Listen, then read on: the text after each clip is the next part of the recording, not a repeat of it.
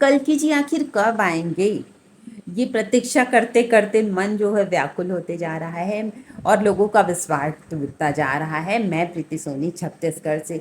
लोगों को लग रहा है बस बोला ही जा रहा है कि कल्कि जी आएंगे, कल्कि जी आएंगे, कोई कल के अवतार नहीं आने वाले।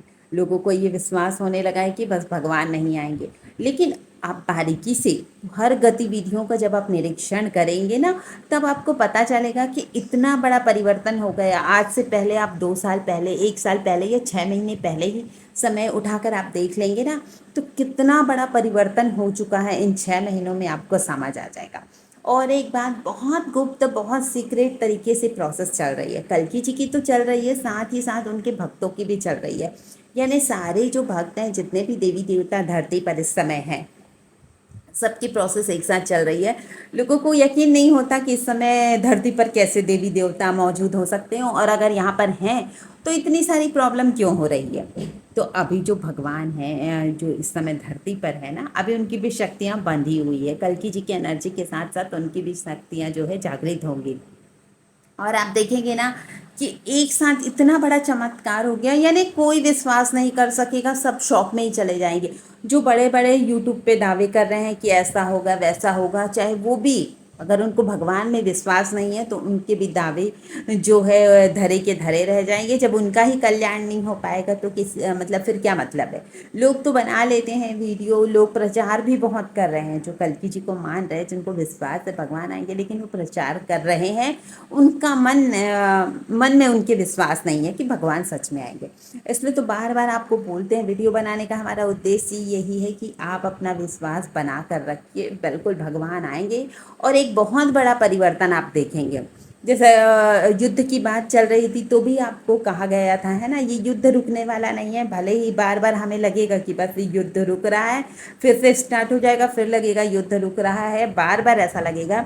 लेकिन अभी जो युद्ध स्टार्ट हुआ है ये अब नहीं रुकने वाला है। इसके पहले तो हमने कहा था, है ना, आपको याद भी होगा अपने पहले वीडियो में, कि जब युद्ध चल रहा था कि ये युद्ध अभी रुक जाएगा, और बार बार ऐसा लगेगा कि बस युद्ध रुक गया, अब फिर शुरू होगा, फिर रुकेगा। लेकिन अभी का जो युद्ध है ये नहीं रुकने वाला।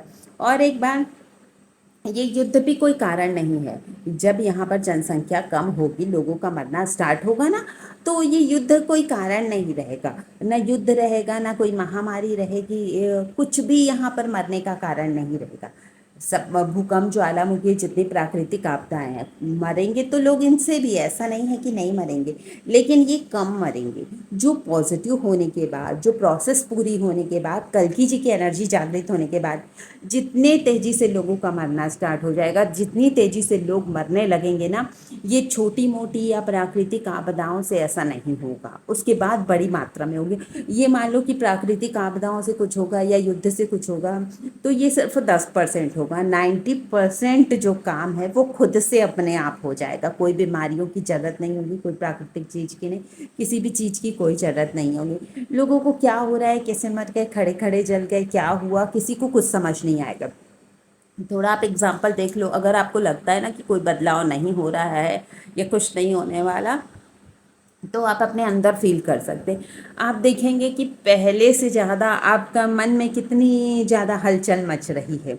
लोगों के लिए कभी कभी इतना गुस्सा आ जाएगा, मतलब एक दूसरे के लिए गुस्सा आ रहा है, क्यों आ रहा है पता नहीं है ना। मन ऐसा लग रहा है कि उससे जाके हम मारे, उससे लड़ाई करें, क्यों हो रहा है ये भी नहीं पता। कई बार कंट्रोल करने की भी कोशिश करेंगे कि कोई लड़ाई ना हो, कोई बात ना आगे बढ़े, लेकिन फिर भी ये होगा।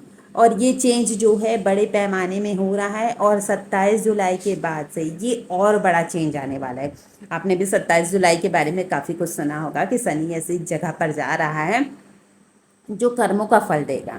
जिसने जैसा किया है उसके साथ वैसा होगा। इसलिए तो बार बार बोलते हैं कि भक्ति करो, भक्ति करो, और किसी का हर्ट मत करो, किसी का दिल मत दुखाओ। कहते हैं ना जाने किस भेष में नारायण मिल जाए, ये बात बिल्कुल सही है। अभी धरती पर बहुत सारे देवी देवताएं भले ही ना लोगों को पहचान नहीं पा रहे हैं, क्योंकि उनको पहचानने के लिए कहा ही गया है ना कि हमारे पास भी तो टेस्टर होना चाहिए कि कितना वोल्टेज का बल्ब है, जानने के लिए या वहाँ पर स्विच बोर्ड में पावर है या नहीं है।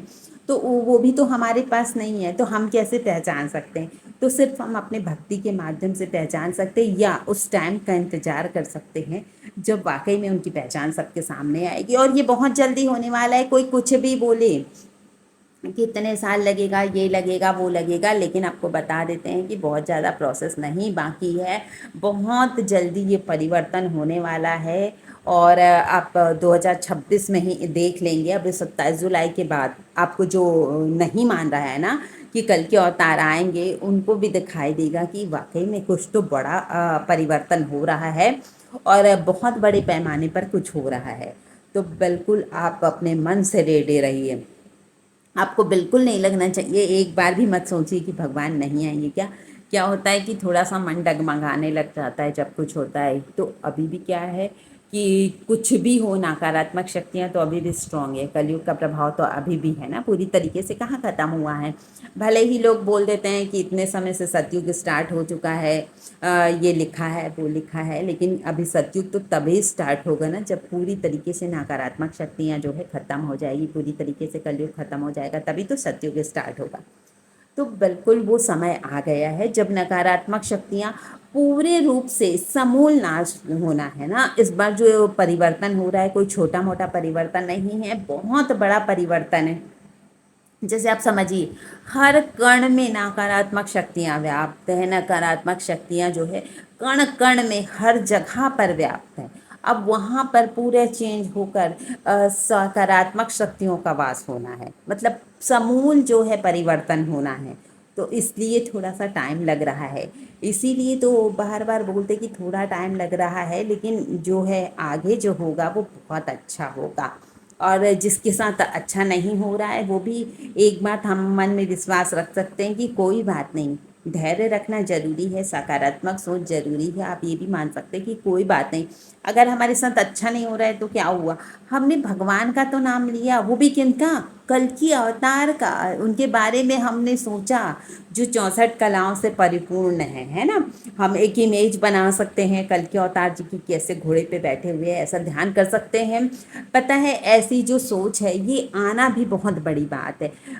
जो बहुत तपस्या करते हुए हैं, बहुत ज़्यादा भगवान का नाम लेते हैं, उनको भी ऐसी सोच आना, ऐसा रूप दिखना भगवान का कठिन है। लेकिन आप अगर कोशिश करेंगे ना तो आपको ये फील होने लग जाएगा, क्योंकि भगवान का जिनमें विश्वास है और जो सच्चे भक्त हैं उनको बहुत ज़्यादा कुछ करने की ज़रूरत नहीं। और आपको बताया भी गया है ना कि इस समय धरती पर जितने नकारात्मक लोग हैं वो बहुत ज़्यादा स्ट्रांग है। वो पुराने समय से आप तो जन्म जन्मांतर की बातें मानते हैं, तो उनका बार बार जन्म हो रहा है नकारात्मक शक्तियों का। और बार बार जब जन्म हो रहा है त्रेता युग से लेकर आज तक, रावण के समय से जितने राक्षस हैं वो भी आज के टाइम पे है, तो उनका बार बार जन्म हो रहा है। तो वो हर बार जो है पावरफुल होकर आते जा रहे हैं, क्योंकि हर बार त्रेता युग से लेकर आज तक के जो नकारात्मक शक्तियाँ तो बढ़ी, तो उनके अंदर की भी नकारात्मक शक्तियाँ तो बढ़ी ना, तो वो काफ़ी स्ट्रांग हो गए, काफ़ी पावरफुल लोग हैं इस समय धरती पर। तभी तो कोई दया नहीं किसी के मन में, कुछ है नहीं, फीलिंग नहीं है। आप भी देख रहे हैं कैसे दूसरों को भी बुरा करने में बिल्कुल भी संकोच नहीं हो रहा है, छोटी छोटी बातों के लिए। तो अब इतने सारी नकारात्मक शक्तियाँ, इतनी स्ट्रॉन्ग नकारात्मक शक्तियाँ इस समय धरती पर है, तो अब उससे किसका सामना हो सकता है, कौन उनके बीच में सरवाइव कर सकता है। तो उनके बीच में तो कोई भगवान ही सरवाइव कर सकता है। छोटे मोटे जो सकारात्मक शक्तियाँ हैं, छोटे मोटे लोग हैं, छोटे मोटे भक्त, उनके सामने टिक नहीं सकते। तो इस समय जो धरती पर भक्त मौजूद है ना, वाकई में वो बहुत बड़े भक्त हैं। वो छोटे मोटे भगवान नहीं है, छोटे मोटे ऋषि मुनि संत नहीं, बहुत बड़े बड़े, बहुत महान है ना, जो मोक्ष को पाए हुए हैं। ऐसे लोग धरती पर भक्त के रूप में आए हैं और तरह तरह के दुख भी भोग रहे हैं। कोई उनको देखकर भी नहीं बोल सकता कि वाकई में ये भगवान है जो धरती पर आकर इतना दुख झेल रहे हैं। लेकिन अभी सिचुएशन ऐसी है कि भगवान की इतनी गुप्त लीला चल रही है। इसीलिए तो बोलते हैं कि ये भगवान जो कल के अवतार है सीक्रेट मिशन पर है। तो अगर आप भक्त हैं ना, तो आप समझिए इस चीज़ को, अगर सच्चे मन से आप भक्ति करते भगवान की, तो आप कोई छोटे मोटे हैं भक्त हैं ही नहीं, आप स्वयं कोई किसी न किसी देवी देवता का अवतार हैं। और ये बात जो है बाद में साबित हो जाएगी। और हम लोगों को कैसा धैर्य रखना है, सबरी जी की तरह। सबरी जी ने कितना धैर्य रखा था, है ना, बुढ़ी हो गई, बुजुर्ग हो गई, फिर भी उनको बिल्कुल भी ये नहीं लगा कि भगवान नहीं आएंगे। कितना ज़्यादा उनका भगवान पर विश्वास था, हर टाइम पे उनको लगा कि मेरे श्री राम आने वाले हैं। कितनी तैयारी में रहती थी कि बस भगवान आने वाले हैं। तो भगवान को ऐसे ही भक्त तो चाहिए, ऐसे ही भक्त तो भगवान को रिझाते हैं, जिनकी वजह से भगवान को आना ही पड़ता है। तो आप भी ऐसे भक्त बनिए, और जब जब आपको लगे कि आपकी प्रतीक्षा बड़ी हो गई, अभी तक नहीं आ रहे हैं भगवान, तो बस आप एक चीज़ याद कर लीजिएगा क्या, कि हनुमान जी कब से ये प्रतीक्षा कर रहे हैं। वो तो त्रेता युग से हैं, उनकी प्रतीक्षा तो युगों युगों की है ना। और हम इनकी बातें करते हैं सप्त चिरंजीवी की, तो उनके वो भी देख लो कितने युगों की प्रतीक्षा है। तो हमारी प्रतीक्षा इनके सामने कहाँ टिकती है, इसलिए बार बार बोलते हैं विश्वास बना के रखिए और भगवान की भक्ति करते रहिए। भगवान बहुत जल्दी 64 कलाओं के साथ हमारे सामने आने वाले हैं। अगर आपको मेरी बात सही लगती है तो कमेंट करके ज़रूर सपोर्ट कीजिए, और जिन्हें गलत लगती है वो भी कमेंट करिए। आप सबका स्वागत है, और हमारा वीडियो लाइक शेयर करना ना भूलें, और जो हमारे चैनल पर नए हैं हमारा चैनल सब्सक्राइब जरूर करें। Thank you friends.